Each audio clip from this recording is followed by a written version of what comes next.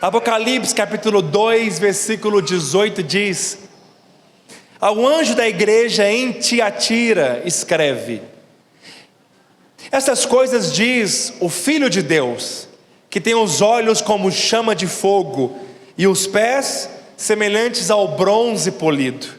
Conheço as tuas obras, o teu amor, a tua fé, o teu serviço, a tua perseverança e as tuas últimas obras, mais numerosas do que as primeiras. Aleluia. Versículo 20: tenho porém contra ti o tolerares que essa mulher, Jezabel, que a si mesma se declara profetiza, não somente ensine, mas ainda seduz os meus servos a praticarem a prostituição e a comerem coisas sacrificadas aos ídolos. Dei-lhe tempo para que se arrependesse. Ela, todavia, não quer arrepender-se da sua prostituição. Eis que a prosto de cama, bem como em grande tribulação, os que com ela adulteraram, caso não se arrependam das obras que ela incita.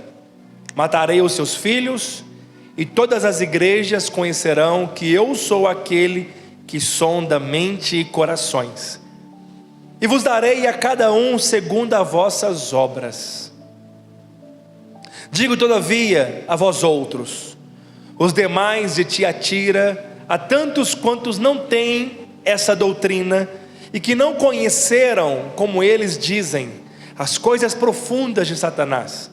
Outrora, carga não jogarei sobre vós, tão somente conservai o que tendes, até que eu venha. Ao vencedor que guardar até o fim as minhas obras, eu lhe darei autoridade sobre as nações, e com cetro de ferro as regerás e as reduzirás a pedaços, como se fosse objeto de barro. Assim como também eu recebi de meu Pai, dar-lhe-ei ainda a estrela da manhã. Que tem ouvidos ouça o que o Espírito diz às igrejas. Irmãos, nós como pastores, nós que amamos a palavra, nós não podemos ter medo de pregar a palavra, de compartilhar a palavra com você. Então, queridos, nem todo culto será um culto profético, mas em todo culto você vai receber de Deus e vai receber um ensinamento, amém? Então tem cultos que eu sou mais pregador, tem culto que eu sou mais do ensino, tudo isso porque conforme a palavra de Deus. E esse tipo de mensagem chama de sermão expositivo, que nós abrimos a Bíblia e compartilhamos o que está na palavra. Então nós falaremos de muitos assuntos. O Senhor tem colocado no meu coração de compartilhar mais sobre textos mesmo, sobre capítulos inteiros. Então, para nós aprendermos a palavra de Deus, amém?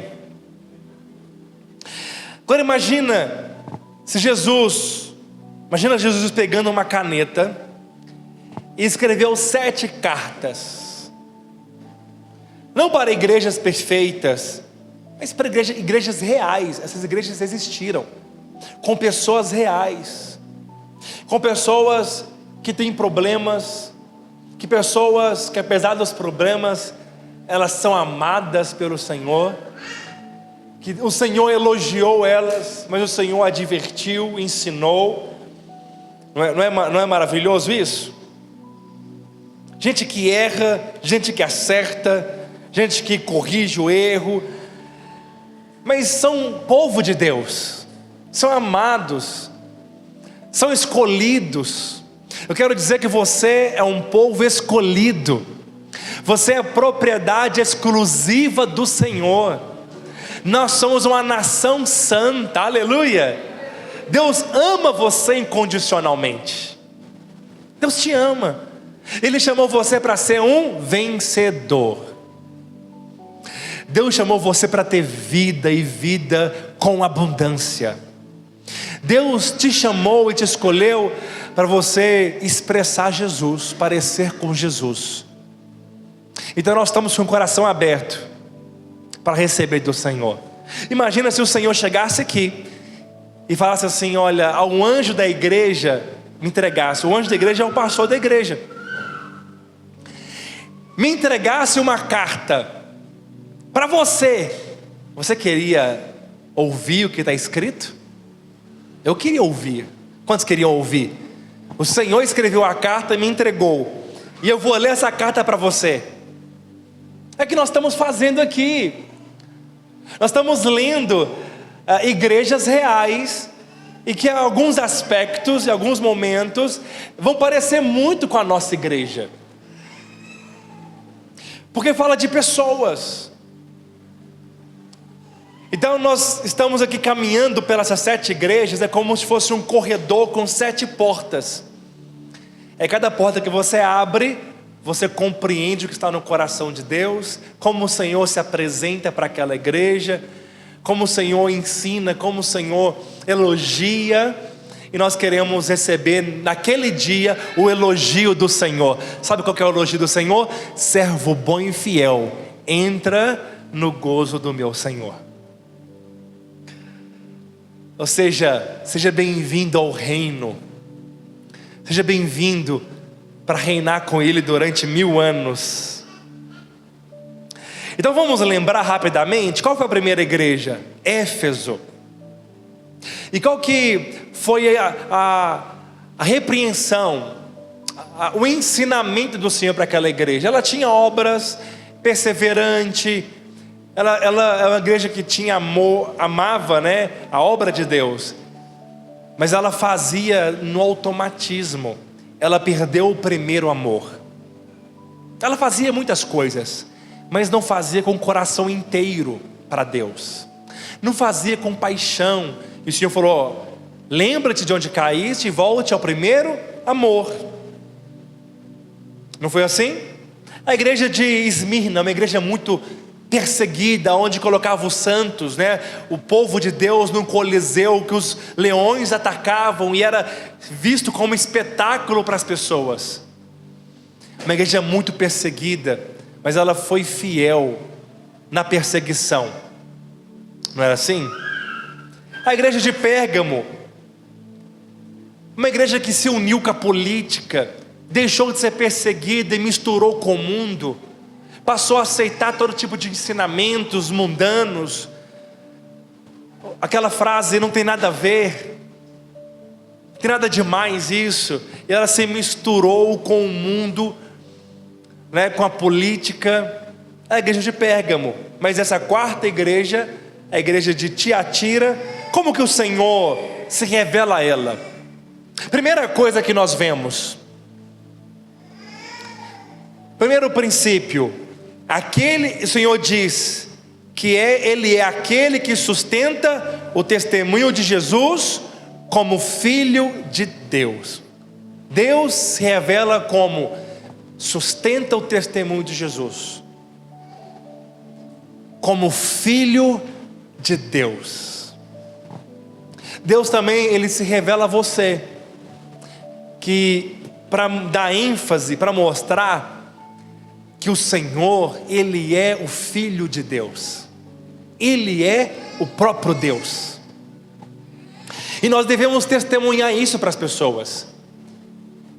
Ele foi o Filho de Deus que veio ao mundo morrer por mim e por você.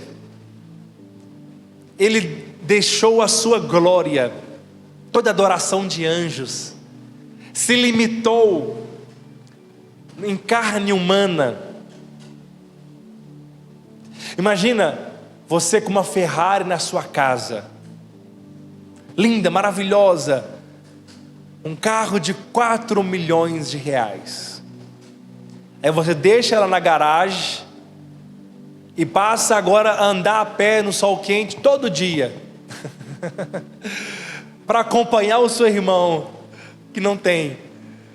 Irmãos, Deus deixou tudo lá na garagem celestial. A sua vida, a glória, o poder, a sua majestade, o seu trono, os anjos, e ele veio neste mundo caído como o primeiro, ele era o único para poder nos fazer filhos também. O testemunho de filho de Deus é que ele veio como filho de Deus, para não ser filho de Deus sozinho. E hoje nós somos também, em partes, irmão de Cristo. Já pensou nisso? Ele é filho de Deus e nós também o somos. A Bíblia fala que ele é o nosso irmão mais velho, mas é o nosso Senhor e Salvador, o dono das nossas vidas. Amém? Ele é o dono de nossas vidas. Então sempre ele escolhe um título, uma imagem para cada carta. Apocalipse 2:8 fala: estas coisas diz o Filho de Deus, que tem os olhos como chama de fogo, e os pés semelhante a bronze polido. Antes de falar sobre Jezabel, antes de falar sobre advertências, ele deixa claro: ele é o Filho de Deus, e os seus olhos são como chama de fogo. Sabe por quê, irmãos? Diz o Senhor que naquele dia, no dia que nós estaremos com Ele, haverá um juízo. E esse juízo não é para condenar os filhos para o inferno. Você nunca será condenado ao inferno. Quem é filho nunca vai para o inferno. Diz amém. Mas é um julgamento para dizer se você terá recompensas ou não, ou o tamanho da sua recompensa.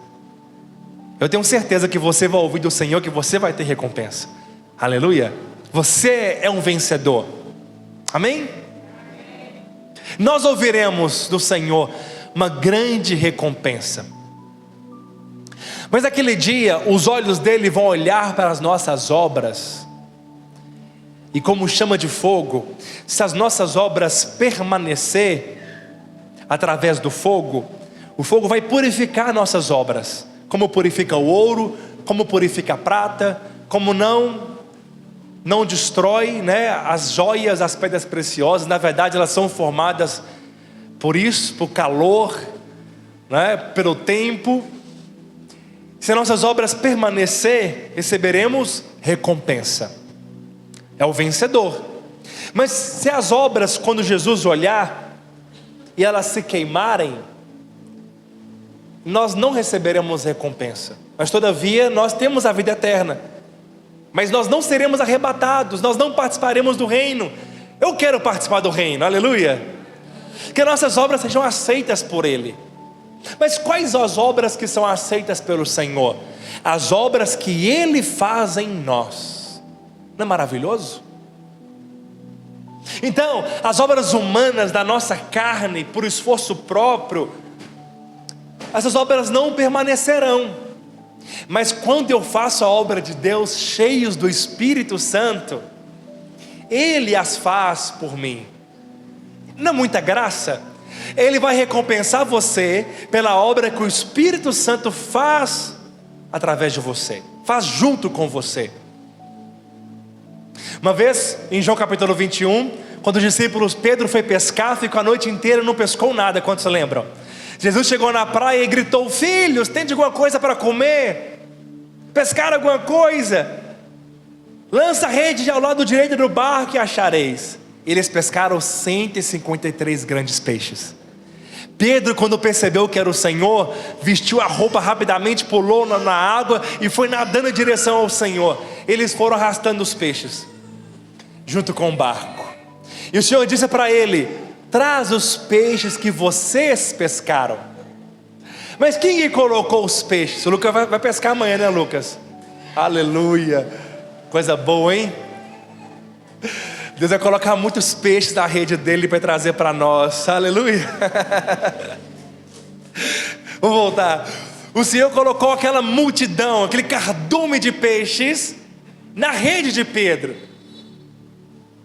Mas o Senhor falou: foi o peixe que vocês pescou. Não é maravilhoso?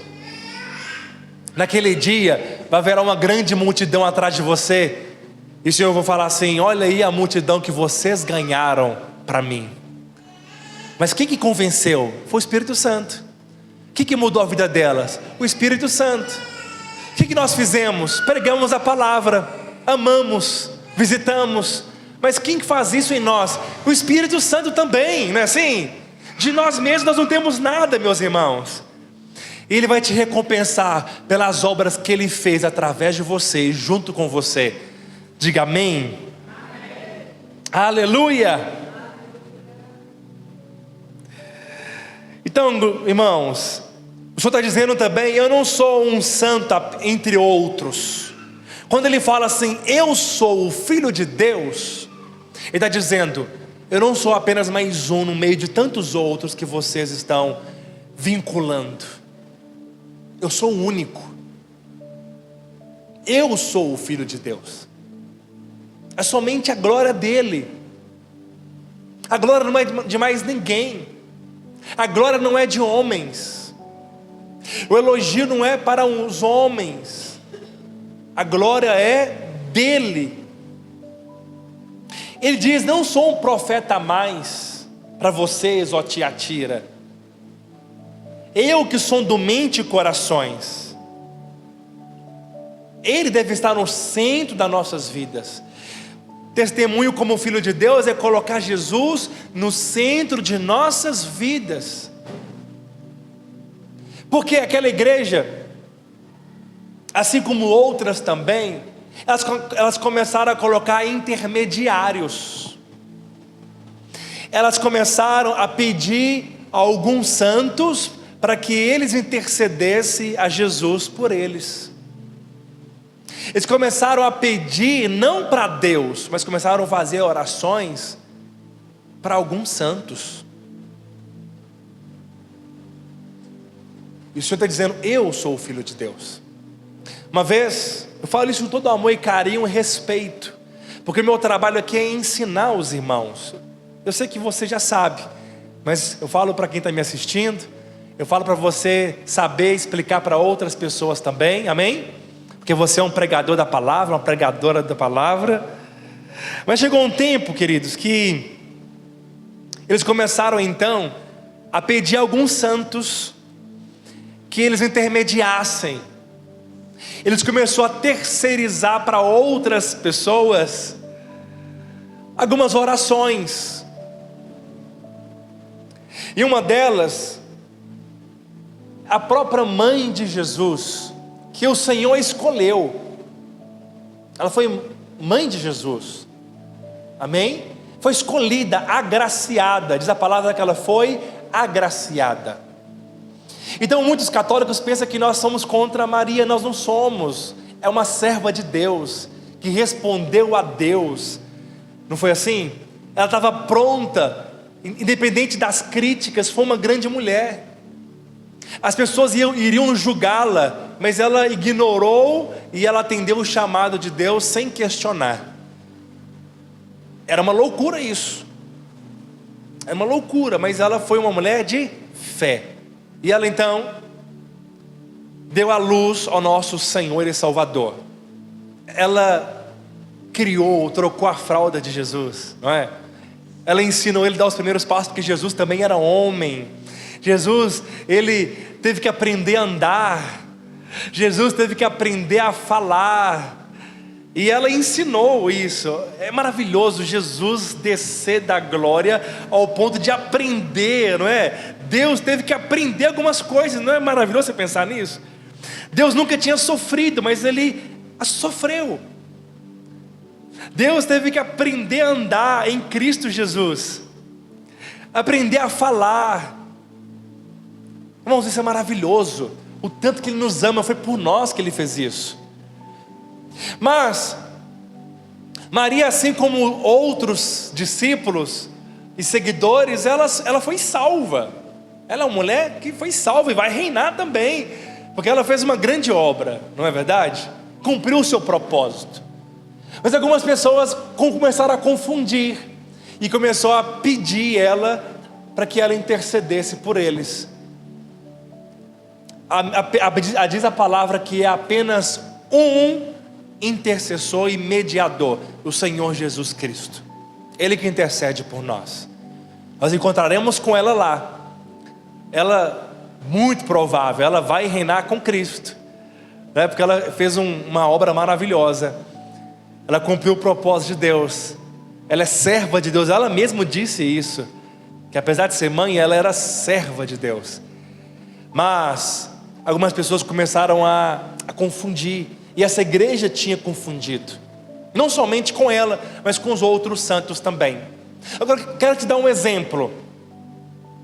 Quando você está com dor de dente, você procura quem? O dentista ou a mãe do dentista? Quando o seu carro para de funcionar, você procura o mecânico ou a mãe do mecânico? Não é verdade? Quando um prédio está pegando fogo, você liga para o bombeiro, o corpo de bombeiros, ou para a mãe do corpo de bombeiros?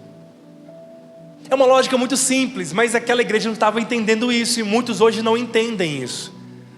E o meu trabalho aqui é ensinar, mesmo que seja algo difícil e polêmico, não é? Nós temos que pregar a palavra de Deus. Então, nada contra, nada, jamais.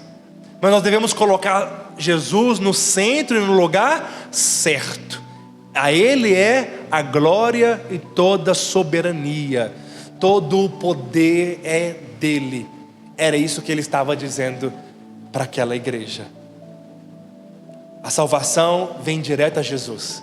E glória a Deus, porque o Senhor não colocou ninguém na frente dele para que nós o procurássemos. Ele disse: Ele é como bom pastor, está sempre disponível às suas ovelhas. Ele ouve a sua oração, Ele escuta o seu choro, Ele sonda a mente e o seu coração, Ele vê o mais profundo do seu coração, e você pode correr para Ele, que Ele sempre está de braços abertos para você. Deus sabe, Deus ouve, Deus vê as suas necessidades. Amém? Sempre, sempre os ouvidos dele estão inclinados às suas orações. Você pode se chegar ao trono da graça a fim de encontrar misericórdia em tempo oportuno. Muitos profetas, se você for no túmulo dele, está lá que jaz Maomé, né? Na língua deles. Era um profeta dos muçulmanos, da religião islâmica, da qual essa religião é tão terrível que a mulher para eles vale menos do que um cavalo. Maligno isso, terrível. Mas o Deus deles, o santo deles, o profeta deles, na verdade, está morto, não está vivo. Allan Kardec dizia ser também a reencarnação de Cristo. Morreu, sepultado no túmulo dele, está lá. Na verdade, só está, né, a plaquinha ali. Eu esqueci o nome agora, um nome bem difícil, como é que é? Me lembra aí, Francisco, como é que é o nome da lápide? Não, tem um outro nome, a não ser este. Está escrito quem ele foi, quando nasceu e quando morreu. Mas lá em Jerusalém não tem mais nada lá. Não existe mais nada lá, porque Ele está vivo entre nós. A igreja de Tiatira misturou muitas coisas. Segundo, Ele é aquele que o vencedor, é aquele que é contra todo tipo de idolatria. Ou seja, conheça as tuas obras. A igreja é uma igreja ativa, tinha obras. Elas amavam, tinham amor, elas tinham fé. Conheça as tuas obras, o teu amor, a tua fé, o teu serviço, a tua perseverança. Ou seja, apenas uma coisinha, uma crença errada que deixou entrar no coração deles, o Senhor teve que adverti-los. Não sabemos se eles corrigiram. O Senhor não mostra depois se eles ouviram a correção da carta e mudou. Então era uma igreja que tinha amor, obra, fé, perseverança. As obras eram até maiores, as últimas obras eram até mais numerosas do que as primeiras. Mas elas toleraram uma mulher chamada Jezabel. Na verdade é um espírito que essa mulher propagava. O que significa isso? O que é? É um movimento, um veneno de mistura. Essa palavra prostituição, que não é literal, irmãos, não é prostituição literalmente, mas significa envolver-se com práticas erradas para ser aceito por outras pessoas. Aquela igreja chegou a um tempo em que eles tinham muitos negócios na cidade, e aí eles começaram a se reunir com outras crenças para poder fechar negócios. Sentavam em mesas de outras pessoas para ter um lugar na sociedade. Começaram a frequentar certos templos, ambientes, para não perder a sua posição na sociedade como alguém de negócios. O ídolo deles não era apenas de barros, mas era o status e o dinheiro. Era a posição social. Eles colocaram posição social, ser aceito pela sociedade. Eles colocaram as suas empresas acima de todas as coisas. Isso tornou um ídolo, porque eles passaram então a misturar a sua fé, a misturar suas crenças. O crente vencedor, ele quebra algumas alianças. Ele não se relaciona com amizade com todos. Eles não frequentam todos e qualquer ambiente. Eles não dizem está tudo bem e ok. Não. Quero dizer algo bem para você com muito cuidado, com muito amor. Ser vencedor também não é ficar enclausulado em quatro paredes e se afastar de tudo e de todos, mas é você ser sal neste lugar e não ser conivente com as obras deles.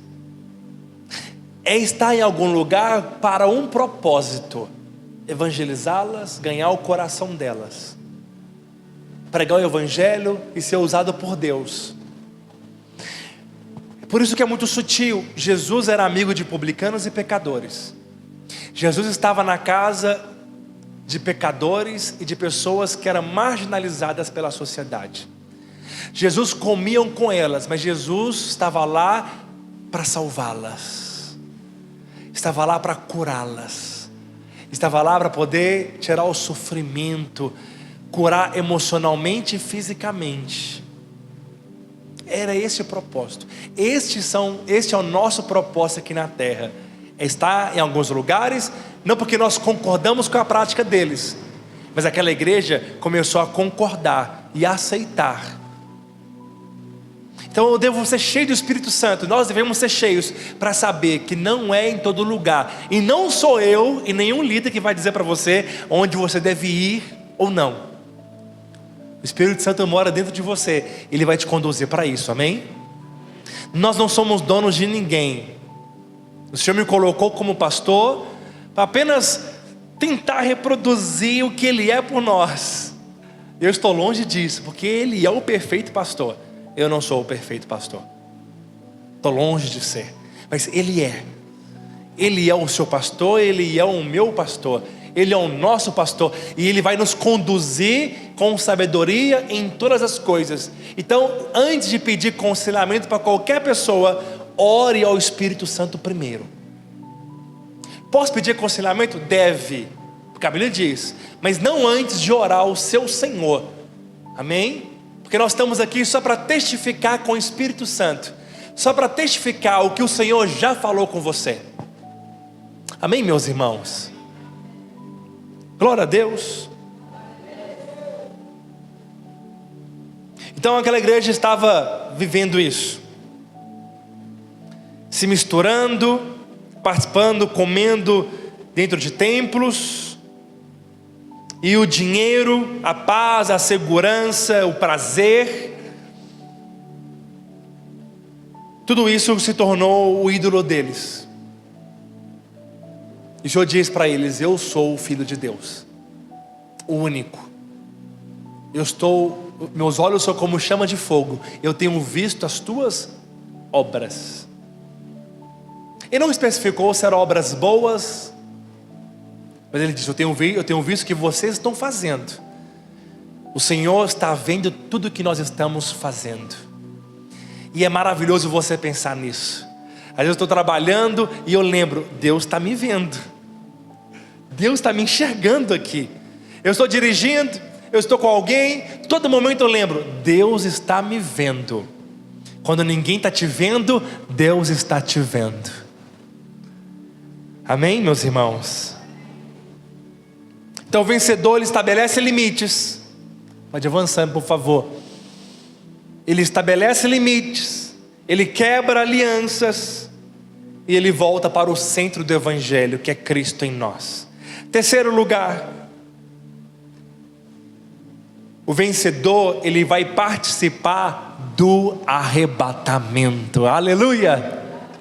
Nós não sabemos o dia que vai ser, nós não sabemos qual hora vai ser, mas nós sabemos que ele vai voltar para buscar os crentes vencedores. Lembre sempre disso, meus irmãos. Espere nele a recompensa. Eu quero dizer para você, a Bíblia diz, meus irmãos, sempre firmes, constantes, sempre abundantes na obra do Senhor, porque o seu trabalho não é em vão. Tudo que você faz, o Senhor está vendo. Ele vai recompensar você por isso. Ele vai te recompensar pela perseverança. Ele vai recompensar você porque você abriu mão de muitas coisas. Você abriu mão de oportunidades. Você abriu mão até de empregos que não condiz com a sua fé. Tem pessoas que abriram mão de certas coisas porque ele não se misturou como aquela igreja tinha se misturado. E essas cartas foram escritas para nós aprendermos as coisas boas e as coisas ruins também. Não é assim? O erro dos outros nos serve para nós aprendermos com ele. Você não precisa de errar o que as pessoas já erraram. Aprende com o erro delas. Este é o sábio. Então Deus tem visto a sua renúncia, a sua entrega, a sua perseverança. Tem irmãos que veio aqui hoje sentindo dor. Tem irmãos que veio hoje passando mal. Você vai ser curado hoje em nome de Jesus. Isso tem recompensa. Não pense que vai passar despercebido aos olhos de Deus quando você serve a Ele renunciando coisas, renunciando até a si mesmo, coisas que são legítimas muitas vezes. Você vai receber uma grande recompensa e você vai participar do arrebatamento, amém? Apocalipse 2:24 ele diz: digo todavia a vós outros, o demais de Tiatira. Então, ou seja, os demais que não se misturou, os remanescentes, digo a vós outros, os demais de Tiatira, porque sempre no meio da igreja tem os vencedores. Lembre-se disso, sempre tem um povo dentro de um outro povo. Dentro de uma grande multidão, com Gideão tinha os 300 venceram. Sempre haverá um povo dentro de um outro povo. Esse povo são os vencedores. Então, digo, todavia a vós outros, os demais de Tiatira, tantos quantos não têm essa doutrina e que não conheceram, eles dizem as coisas profundas de Satanás, ou seja, eles estão dizendo, mas vocês não, vencedores, outra carga não jogarei sobre vocês.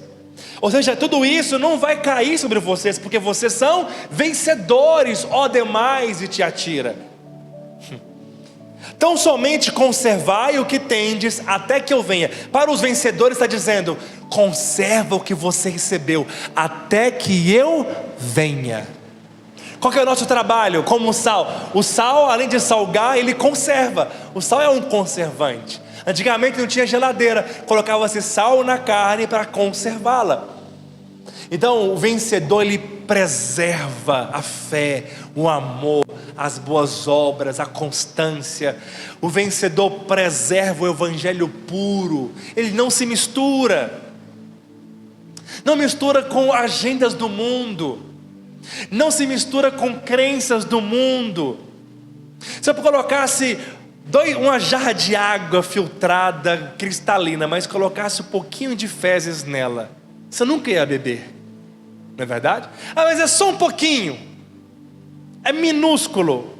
Você teria coragem? Eu não teria, porque um pouco de mistura corrompe o todo. E nosso chamado é para conservar, não misturar. Não misture crenças.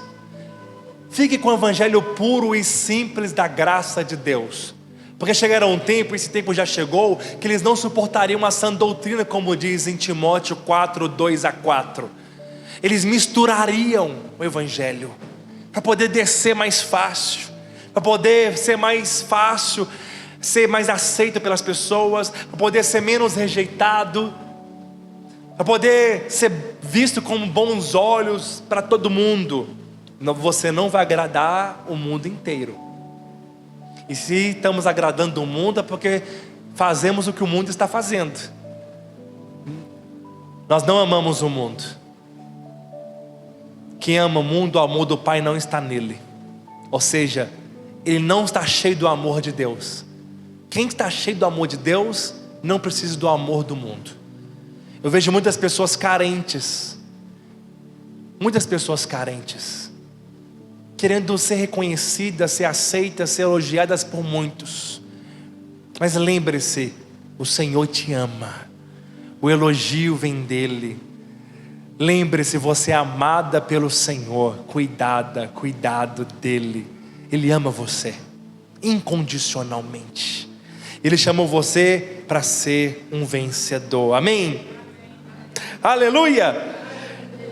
Mas interessante, irmãos, e estou terminando aqui, ele diz que ele é a estrela da manhã. Em Apocalipse 22:16 diz que ele é a estrela da manhã. Mas também ele é o sol da justiça. Não tem algo que contradiz aqui. O sol da justiça e a estrela da manhã são as duas vindas do Senhor. Para o vencedor, ele vem como a estrela da manhã. Por quê? A estrela da manhã, para você ver, você tem que vigiar e ficar acordado até a alta madrugada. Você tem que acordar bem cedinho para você ver a estrela da manhã. Ou seja, você tem que estar vigilante, não dormindo, mas atento para poder vê-la. O arrebatamento será para as pessoas que estão vigilantes e atentas. Mas o sol da justiça será a outra vinda dele. Qual vinda? Todo olho verá. Todo olho verá. Assim como o sol da justiça, todos estão vendo, todo olho verá. Ele vai vir na glória do seu Pai junto com seus anjos, para distribuir as obras, para distribuir o galardão conforme as obras. Então o arrebatamento nós não sabemos nem o dia nem a hora. Pode ser qualquer momento, pode ser até mesmo agora. A pergunta é: você está preparado? Vigilante? Nosso chamado é para estar vigilantes, né? Vigiando, atentos, porque um será tomado e o outro deixado. Essa volta é para os vencedores, mas depois ele vai voltar para buscar o restante da igreja. Depois da grande tribulação, que nós não vamos passar por ela, amém? Nós estaremos nas bodas do Cordeiro. Nós não veremos o anticristo, nós estaremos com ele, com Jesus. Aleluia! Nós não passaremos em ter que negar a marca da besta, rejeitar a marca da besta. Nós não precisaremos disso, nós estaremos com ele. Mas os que corromperem, os que não guardarem a palavra, os que misturarem, como a igreja de Tiatira misturou, eles vão ficar aqui. Eles vão subir, eles vão para o céu, mas eles vão na segunda vinda, como o sol da justiça. Quantos querem ir no arrebatamento? Eu quero ser arrebatado. Aleluia. Eu não quero ficar aqui para pregar o evangelho. Eu não quero ficar aqui pastoreando para aqueles que não foram. Eu quero subir com Jesus. Amém, meus irmãos? Mas ele disse que nós devemos esmurrar o nosso corpo e reduzi-lo à servidão, para depois de eu ter pregado para muitos, eu não ser desqualificado. Eu não quero ser desqualificado. Sabe algo que me chama a atenção para finalizar e que me gera temor? Dia 27 de março fará 7 anos que eu estou pastoreando essa igreja. Mas no dia 23 de março, o dia que nós vamos começar o jejum, fará 11 anos que eu estou pastoreando a igreja. Eu fui enviado dia 23 de março de 2015. Mas o que me dói é que eu posso ter muitas obras acumuladas, mas se no dia que ele voltar, se eu não estiver atento, se eu estiver em pecado, se eu tiver me corrompido, se eu tiver esfriado, as obras que eu fiz não adiantará, porque no dia e na hora eu não estava preparado e eu não vou subir. Então eu devo conservar, eu devo estar atento, porque na hora que ele voltar, eu quero ser achado fiel. Quantos querem também? Fica de pé em nome de Jesus. Vamos orar ao Senhor, queridos. Vamos orar ao Senhor. Pode apagar essa luz, por favor. Quero que você coloque a mão sobre o seu coração. Prepare essa igreja, porque a vinda do Senhor está próximo.